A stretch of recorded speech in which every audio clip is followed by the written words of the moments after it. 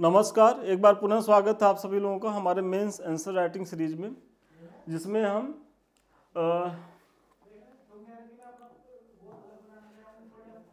GS paper 4 से कराने वाले हैं क्वेश्चन। और आज का जो हमारा प्रश्न है, नैतिक दुविधा से क्या तात्पर्य है, इससे निपटने के लिए प्रशासकों द्वारा कौन से कदम जो है उठाए जा सकते हैं। देखिए 12 अंक का प्रश्न है। और आगे बढ़ने से पहले देखिए हमने कुछ जो है अपने शेड्यूल में जो है परिवर्तन किया है।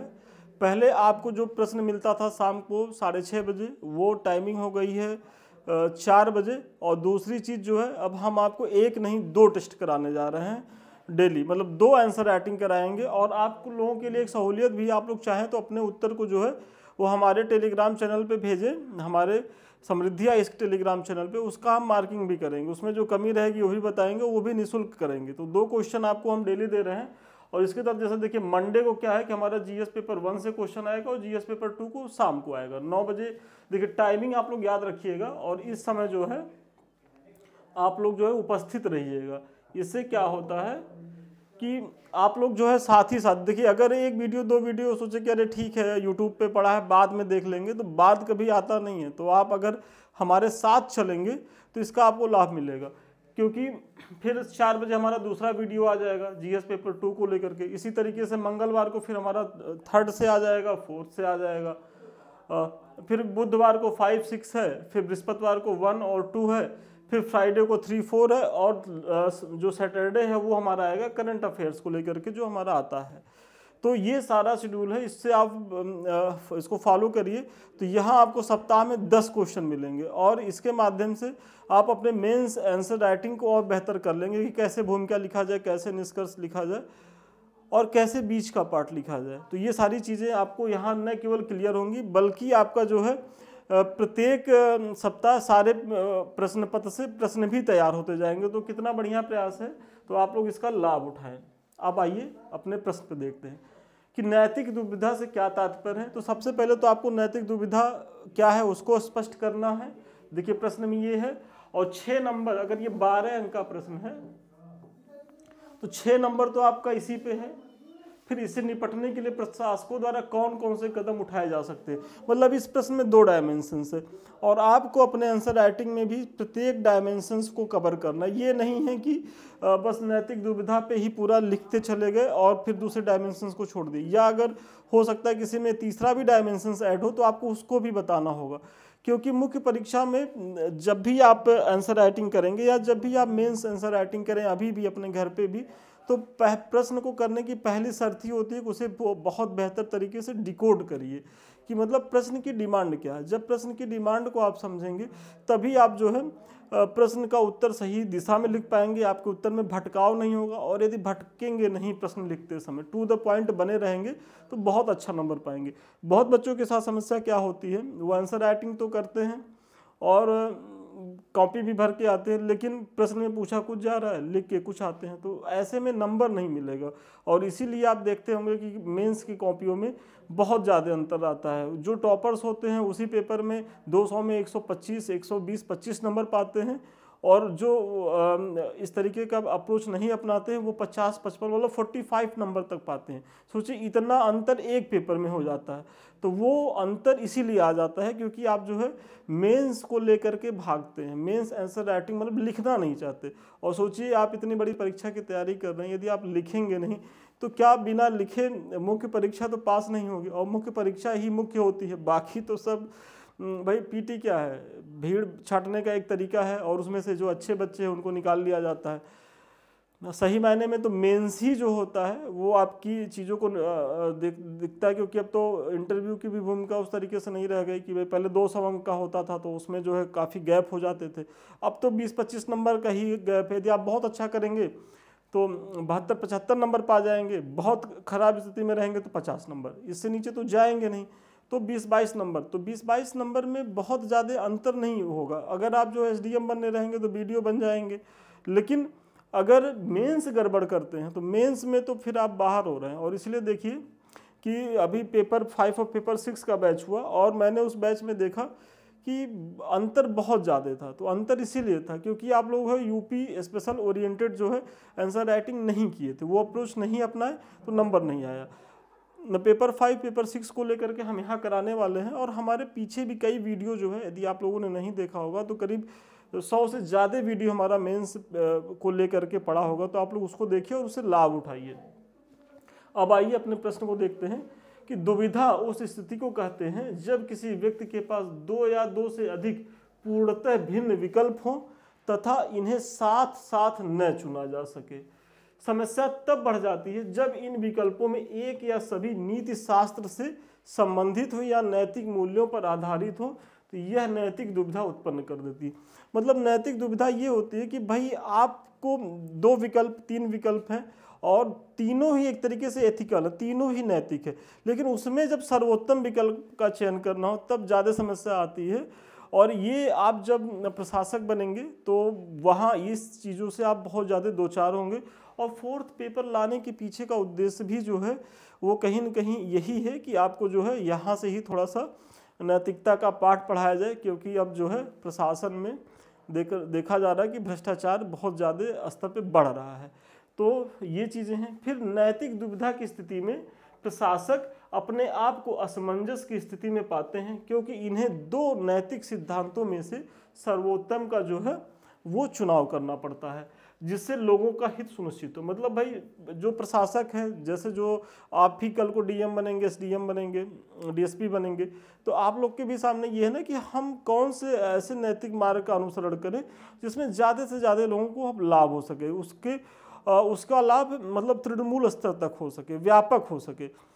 तो और सारे नैतिक मार्ग हैं, तो उस नैतिक मार्ग में भी सर्वोत्तम मार्ग का चयन करना होता है। तो ये सारी चीज़ें होती हैं और यही जो है वो नैतिक दुविधा कहलाती है। नैतिक दुविधा से उत्पन्न समस्याओं के समाधान करने के लिए प्रशासक निम्नलिखित सिद्धांतों का जो है वो पालन करता है। अब चूंकि आप प्रश्न को बता दें कि नैतिक दुविधा क्या है, प्रशासकों के समक्ष कैसे ये जो है समस्या उत्पन्न करती हैं, फिर इसे निपटने के लिए प्रशासक द्वारा कौन से कदम उठाए जाते हैं। अब आइए प्रश्न के दूसरे पार्ट में। सबसे पहले जो है वो ईमानदारी का सिद्धांत। किसी भी परिस्थिति में ईमानदार बने रहना, सत्य बोलना, क्योंकि सही सूचना का आदान प्रदान मानव समाज में प्रभावी सामूहिक गतिविधि का जो है वो आधार होता है। मतलब जो प्रशासक होते हैं, जो सबसे पहली जो उनकी शर्त होती है नैतिक दुविधा के संदर्भ में कि वो किसी भी परिस्थिति में ईमानदार बने रहें। अगर वो ईमानदार बने रहेंगे तो अपनी चीज़ों को बहुत दृढ़तापूर्वक जो है वो निर्णय पे कायम रह सकेंगे, अपनी चीज़ों को इम्प्लीमेंट कर सकेंगे। वही आप इसमें बता रहे हैं। फिर दूसरी चीज़ है वचनबद्धता का सिद्धांत, कि मतलब एक प्रशासक को अपने कार्यालय तथा सामाजिक और पारिवारिक जीवन में अपने वचनों को जो है वो पूरा करना चाहिए। कानूनी तौर पर किए गए करारों का अनुपालन करना सरकारी संगठनों के लिए नैतिक जो है वो मानदंड है। मतलब जो एक प्रशासक है वो अपने सार्वजनिक जीवन में और निजी जीवन में उसका एक बड़ा दायित्व ये होता है कि वो जो कहे वो करे, मतलब उसकी कथनी करने में अंतर ना हो। मतलब वो वही है कि प्राण जाए पर वचन न जाए। तो उस तरीके की यदि भावना रखता है तो वो नैतिक दुविधा का सामना बहुत बेहतरीन तरीके से कर सकता है। लेकिन आजकल समस्या क्या है कि आप किसी अधिकारी से मिलने जाइए, वो कहते हैं हाँ ठीक है हम इसको काम कर देंगे, लेकिन वो काम नहीं करते, टाल मटोल करते रहते हैं। उनकी उसमें अपने स्वार्थ छिपे रहते हैं, अपने हित होते हैं, सारी चीज़ें होती हैं। तो ये प्रशासक के तो गुण नहीं हैं, या प्रशासक को इस तरीके की जो है दुविधा से बचना चाहिए और जो उनका कर्तव्य है वो सही तरीके से करना चाहिए। तो दूसरा जो है वचनबद्धता का सिद्धांत अपनाना चाहिए। फिर तीसरा जो है उपकारिता का सिद्धांत। अब उपकारिता का सिद्धांत क्या है, देखिए इसी तरीके से आप हेडिंग दे करके पॉइंट में दीजिएगा, क्योंकि अभी जो लिखने की चीज़ें आ रही, अगर आप बहुत ज़्यादा आप लिखने में ही लगिएगा या चीज़ों को थोड़ा सा पॉइंट में नहीं डालिएगा या डायग्राम नहीं बनाइएगा तो बहुत सी चीज़ें आपकी छूट जाएंगी। तो अप्रोच यही रहे कि थोड़ा बहुत जहाँ ज़रूरत हो वहाँ विश्लेषण करिए, थोड़ा सा उसको विस्तार दीजिए और पॉइंट में चीज़ें निकल जाइए करके।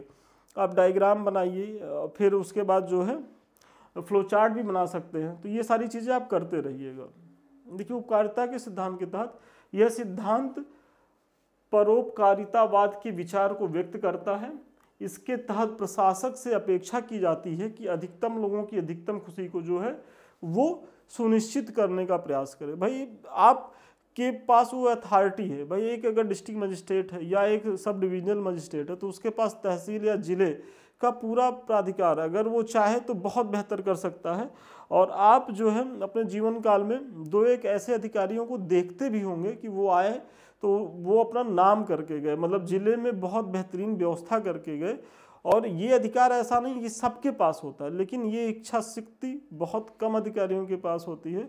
तो हम ये उम्मीद करते हैं कि जब आप लोग एसडीएम बनिएगा तो इस चीज़ का भी जो है अपने आचरण में लाइएगा, इस उपकारिता के सिद्धांत को भी, कि आपका ये उद्देश्य होना चाहिए कि हमारे कलम से जो भी चीज़ें हो तो उसका एक मेन लक्ष्य हो कि हम अधिकतम लोगों की जो है वो अधिकतम खुशी प्रदान कर सके और उनके आंसुओं को पोंछ सके। तो ये प्रयास होना चाहिए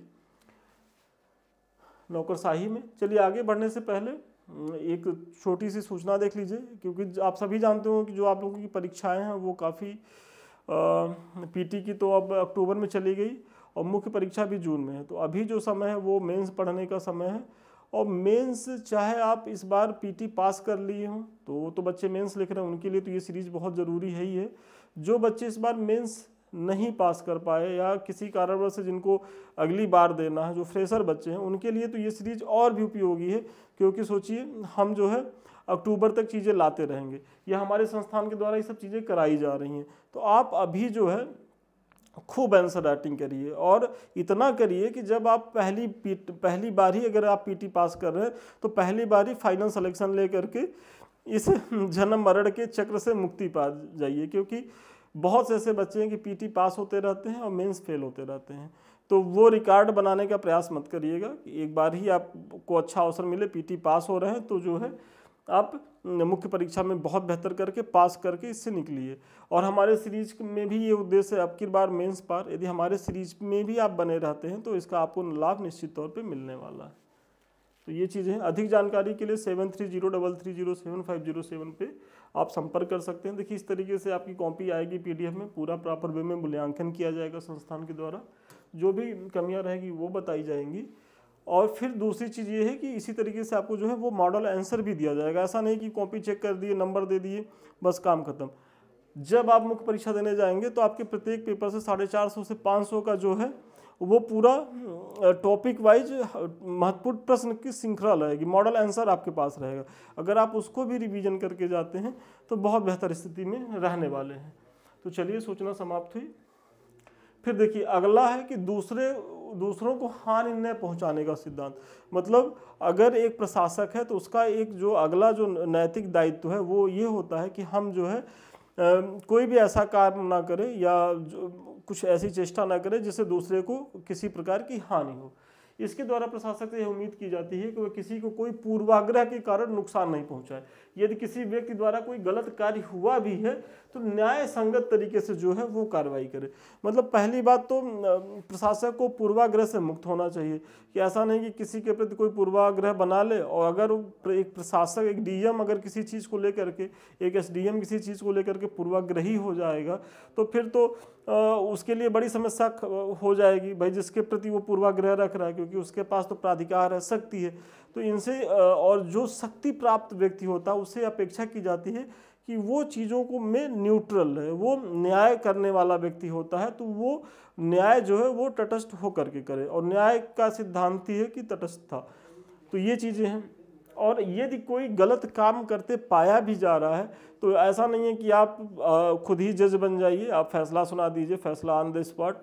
तो ये सारी चीज़ें मतलब नहीं होनी चाहिए। आप उसको न्याय संगत तरीके से पकड़िए, उसके ऊपर जो अभियोग है उसको सिद्ध करिए, उसके बाद फैसला मतलब जो न्यायालय कहेगा उसका पालन करिए। तो ये सारी चीज़ें होती है। मतलब आप जो है बहुत उग्र होकर के चीज़ें ना हो, क्योंकि आप इस समय देख रहे होंगे कि कभी कभी जो है प्रशासन के लोग ही होते हैं कि चीज़ों को नहीं हैंडल कर पाते हैं और वो शूट कर देते हैं, गोली मार देते हैं। तो ये सारी चीज़ें नियमतः नहीं होनी चाहिए। फिर स्वायत्तता का सिद्धांत, जो अगला सिद्धांत है, इसका तात्पर्य यह है कि मानव अपना जीवन वैसा जी सकता है जैसा वह चाहता है, बशर्ते इस प्रक्रिया में वह दूसरों के अधिकारों का अतिक्रमण ना करे। भाई हमारे संविधान में ये चीज़ें दी गई हैं कि आप जो है अपना जीवन जीने के लिए स्वतंत्र हैं। इसमें युक्ति जो है प्रतिबंध लगाया गया है, वो प्रतिबंध ये है कि भाई आप अपना जीवन जीने के लिए स्वतंत्र हैं तो दूसरे के जीवन को बाधित आप ना करें, आपकी कोई ऐसी चेष्टा ना हो, कोई ऐसा प्रयास ना हो जिससे दूसरे के जीवन को लेकर के हानि हो रही है, क्षति हो रही है। तो अगर आप ऐसा नहीं करें तो आपको पूरी स्वायत्ता है अपने धर्म को मानने के, अपनी चीज़ों का पालन करने का, ये सारी चीज़ें आप कर सकते हैं। एक प्रशासक को यह सुनिश्चित करना होगा कि युक्ति संगत तरीके से इस स्वायत्ता का पालन हो। और चूंकि जो प्रशासक होते हैं उनके ऊपर तो ये और बड़ी दायित्व होती है कि वो जो है इस स्वायत्तता का जो है वो संरक्षण करे, कि व्यक्ति का जो अधिकार है, जो गरिमामयी पूर्ण जीवन जीने की चीज़ें हमारे संविधान में दी गई हैं, तो उसका कहीं से कोई हनन ना हो। तो ये सारी चीज़ें हैं। फिर समानता का सिद्धांत, जो अगला महत्वपूर्ण सिद्धांत है, समानता का सिद्धांत। चूंकि कानून की नज़र में सभी लोग समान होते हैं, अतः कानून एक जैसी स्थिति वाले लोगों के साथ एक जैसा व्यवहार करे, चाहे उसकी पृष्ठभूमि कैसी हो।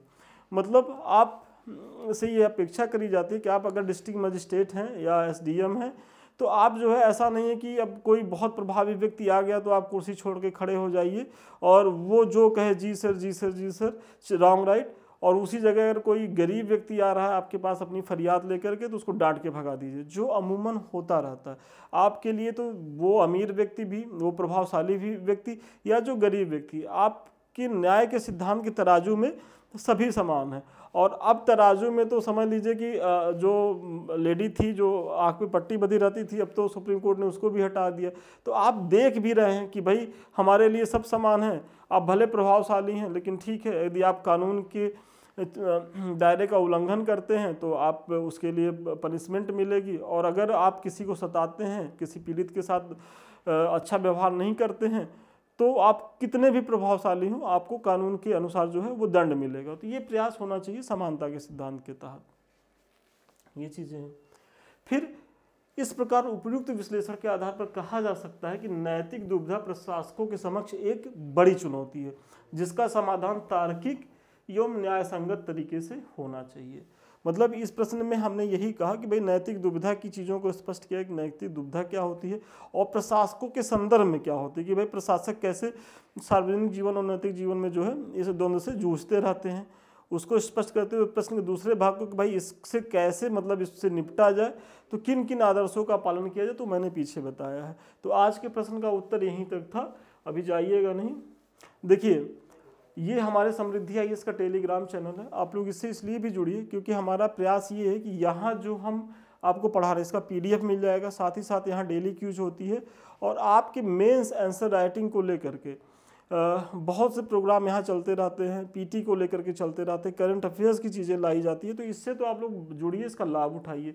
साथ ही साथ ये हमारे 2 चैनल हैं, एक तो है YouTube का समृद्धि IAS का, जिससे हम आप रूबरू हो रहे हैं, तो आप लोग इसे लाइक करिए, सब्सक्राइब करिए, शेयर करिए। ये आप ही का चैनल है और इसे आप ही को आगे बढ़ाना है, पहली चीज़।